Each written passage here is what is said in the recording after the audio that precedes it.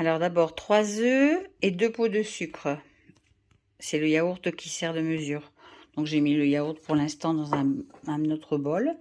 Je me suis servi du pot de yaourt pour mesurer 2 pots de sucre. Et ces 3 œufs que je vais mélanger. Moi j'ai cet outil là que j'adore. Ça tombe tout seul. Comme j'ai mal aux mains, ça tombe bien. Voilà, là j'ai ajouté 3 pots de farine et je vais mélanger. 3 pots. Voilà, là ça devient dur à tourner. Donc je vais mettre le yaourt et le demi-pot d'huile. Voilà, j'ai mis le yaourt et le demi-pot d'huile.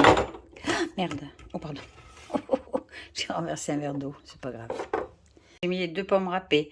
Alors surtout ne vous servez pas de ça, parce qu'en fait j'avais que du jus. Donc j'ai pris ça, c'est beaucoup mieux. Sinon c'était du jus de pomme. Voilà, maintenant j'ai mélangé tout ça. Et j'ai mis aussi un paquet de levure, bien sûr. Et moi, j'ai rajouté un paquet de sucre vanillé parce que je mets un peu moins de sucre que ce qu'ils disent. Je mets 1,5 pot, je mets pas 2 pots. Mais j'ai ajouté un sachet de sucre vanillé. Et voilà le résultat. Donc ça, c'est après 18 minutes de cuisson à 170 dans mon air fryer. Il faut adapter à chacun. Donc j'ai piqué avec un cure-dent. Si le cure-dent sort sec, c'est bon.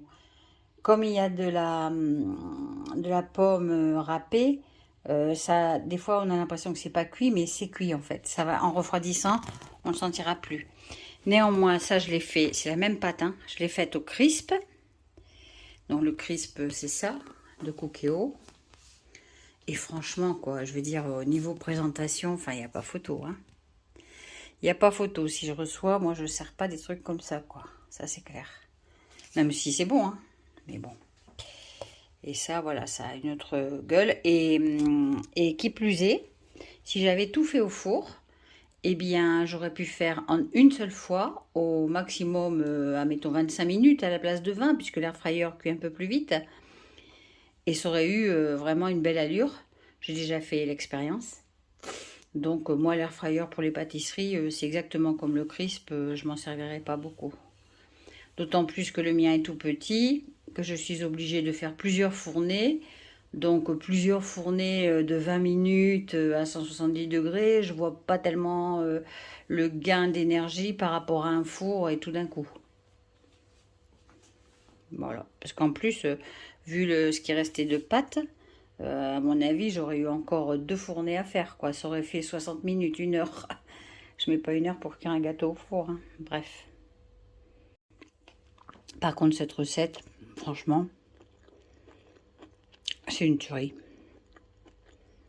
Ça, c'est vrai.